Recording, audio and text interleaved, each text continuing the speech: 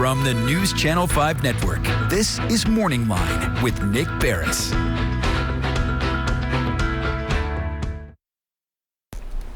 Good morning, everyone. Thanks for joining us on Morning Line. And Nick Barris here with you on a Monday.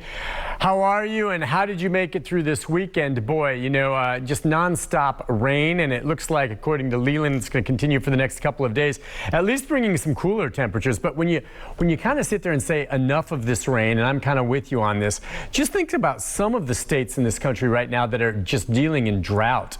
And in recent years here in Tennessee, where, you know, you get to September and everything's dry, crunchy, and dead because you had no rain through the hottest months of the summer.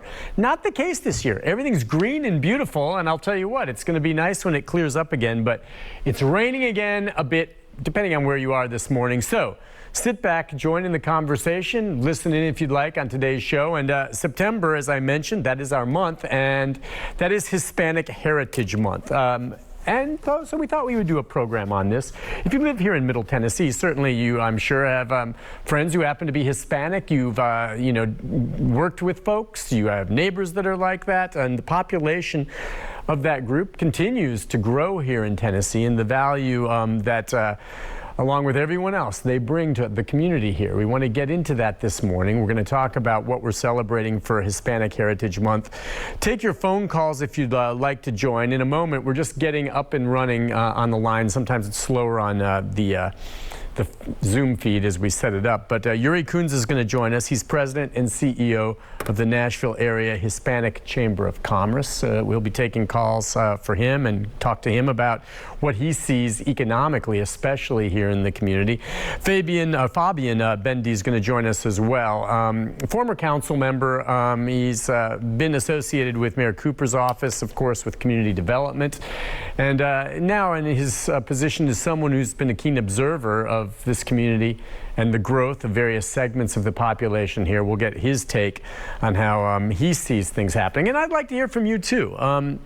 As you see, we have many Hispanic viewers among, you know, the News Channel 5, you know, audience out there, as well as here on the Plus. If you'd like to weigh in, what you see happening with the community, what you know, the Hispanic community brings in a richness to the cultural diversity here in the city. If you have questions about, you know, what's happening with regard to development and the population, as we see the population, I think several years back was really growing. As it stabilized here in Middle Tennessee, are more people coming here with Hispanic background, or are they leaving? And not just in Middle Tennessee, but across the state as well. I think in general, most close to the issue would say that what they bring to the economy, this group, and what it means to the state as a whole is very valuable. It's part of the diversity here and along those lines. So the number is 737-7587, which reminds me, I've got to get the phone line up here and running. But for many of you, I guess my question would be, what is your thoughts on it? And I'm not sure, are we getting close to getting the signal up, or waiting to see if we get that, or do we need to take a break? I think we're getting that up in just a moment. Okay, if not, I can take a break if we need to. It's coming in now. Again, Fabian Bedne is going to join us along with Yuri Cunza. I apologize, but sometimes we have these technical issues at the beginning of the show, and just want to make sure that we get them up and running here in a moment. And again, it is Hispanic Heritage Month, so thus why we're doing the show this morning. We want to make sure their audio is clear. All right, and we've got, well, I don't see it. Is there it's Charlie on line one. We'll take a phone call before we get them on. We'll see if we get them on in a moment here. Charlie, good morning. How are you, Charlie? I'm doing good, Nick. How you doing this morning? Good. What's on your mind? We got you on the air before we get our guests on because we're having some technical problems. Well, I'm privileged for that. Thank you. Yeah, well, good. I'm glad you called in because I was kind of just treading water there till we get our guests up and running. Well, if you start to drown, I'll throw your life raft out there so you won't drown, okay? All right, I'll be good. nice to you. Sounds good. What you got, my friend? Hey, I was wondering, it's Hispanic Heritage Month. My question is that when we, you know, there are a lot of stores there in the Nashville area, that are owned by Hispanic, can I say Americans, Hispanic Americans? Would that be politically correct? Okay, yeah. And yeah, what about that? Well, my question is that when we go in there, should we, a lot of people don't treat them just like normal people. So how do we treat them when we try to communicate if we can't speak to them in their language and they're trying to speak in our language and everything? Okay. How do we do that? How do you work that? All right, that's a great question. And now we've got them up and running. We'll let them answer that. Good question, Charlie. And I think we've got them now. We've got Fabian, are you there? Yes, we've got you up and running. You guys left me there for a moment. I was treading water by myself. Where are my guests? So let's hope your audio is good. Fabian, Bedne, and Yuri Cunza with us this morning. Good morning. Can you hear me all right? And can I hear you? Perfect. Oh. Thank you for inviting us. Oh, it's my pleasure. Listen, I don't know if you just heard Charlie, the caller there. We can just jump right in with that. He talks about some of these businesses locally, and he's wondering, how best, if he wants to, frequent them for a variety of reasons, and if he thinks there's a language barrier. How do you suggest people deal with that? I think, Yuri, if you don't mind, I think the thing that people need to understand is that most Latinos speak some level of English. The issue is in how proficient we are. So you have people that speak very little English to people that speak very well, like Yuri, for example. And in between, you have the whole gamut. So you can actually probably talk to whoever is behind the counter and say, good morning or nice to see you, and they will understand you just fine. If you want to discuss contractual law or philosophy, then it will get a little bit harder. Yeah, Yuri, do you want to weigh in on that? Yeah, I totally agree with Fabian. Sometimes there is a lot of tension and not knowing how you address someone that you may think, you may think is not from here. And that will happen to any culture. I mean, I have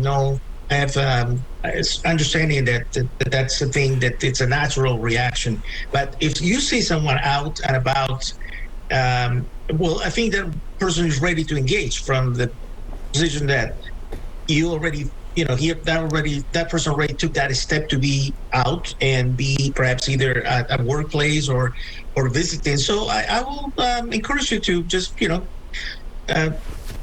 give a chance to the opportunity to engage with someone that may not be from here, but may be from here. So it's hard to tell. I mean, I guess I can somehow profile a little bit, try to recognize someone that may be from a Spanish-speaking country. But it's just all of those are assumptions. Yeah, you know what? I'm glad Charlie asked that, because in a way, we're going to talk a lot about broad issues here in a moment. But I shop and have recently started a new Hispanic market that's opened over there in the Donaldson area on Lebanon Road. And I go in there, and first of all, I love to cook, and they've got an incredible meat section in the back and carne asada and all of this. And then there's this area here where there's some other foods I'm not quite familiar with, and there's these great popsicles that I love that are spicy. I'll go in, and I can tell there's a certain degree of a language barrier. I know some Spanish, and in my mind, I want to try to communicate using what I know about the language. I get the sense they kind of appreciate that, but at the same time, you're right. They understand mostly English. Of course, they know many of their patrons probably only speak English. But every time I go in, I learn something new, and I appreciate it. But I do think, would you agree that when they get a sense that I'm trying to communicate, speaking in Spanish, as clumsy as it may be, you can tell they seem to appreciate the effort. Does that make sense? Yeah, absolutely. I think you're right that when somebody thinks that you're trying to meet them halfway, it feels good to them, to us. Yeah. Yeah, and then I learned more about, the foods and the like, but I think, I hope that's not a deterrent for some people going into some of the wonderful markets if you think that's the case. I think it's real important to say that as long as you're talking about what is in the market and the like, you're going to find a way to communicate, and there's just some amazing things that you can buy there. And I see more and more of these markets opening up. Would you say, I guess let's hit this with regard to the population of the Hispanic community here in Middle Tennessee. Does it continue to grow? What kind of numbers do we have right now on that, Fabian? we have the number of Hispanics that are part of Nashville. It's a little bit above 10%. It is historic number that matches what we had on the last census, but it went up a little bit. Now, I want to remind people that not every immigrant is Latino, and not every Latino is an immigrant. Right. And so there are many Latinos that are like second, third generation, eighth generation, and there are many immigrants like me. I'm a first generation Latino. So depending on this and how people report themselves when they do the census, the numbers kind of adjust. But it's, for the most part, it's around a little bit over 10% for Latinos in Nashville. We are about a little bit over 5% for Tennessee. Okay, so a little bit ahead of the Tennessee number, or double or so. And Yuri, as far as the Chamber of Commerce is concerned, you know, I was talking about the market that I go to. I see others. I think they're wonderful. Business-wise, what do you see happening there within the community? Well, the Hispanic Chamber of Commerce, the Nashville Hispanic Chamber of Commerce here has been around for 21 years now, a little bit more. The numbers we have based on the census, and it just be a little bigger that Fabian was reporting, according to the newest numbers, most recent numbers, is 14% of Nashville's population being around 100,000. So the numbers really have grown, and there's no way to really determine the number of Hispanic businesses. That's the project we're going to undertake. We're still not there. But the last survey with TSU, with the business department at TSU, many years ago, gave us a number of around 1,500 for Hispanic-owned business in the Nashville area. But we are working on partnering some of the members and the in universities, or try to see a way that we could actually update the number and have a more accurate count of those Hispanic-owned businesses in the area. Listen, we're going to take a break. When we come back, I want to get into a little more detail there on the nature of those businesses, what type we're talking about, and then talk more just about, you know, Hispanic Heritage Month, what that is all about, and if there also are some special events associated with it. And we can take phone calls as well. We already took one, which I thought was a good question. People may wonder about how to handle that. 737-7587. Back with our two fine guests and more of your calls right after this. Stay with us.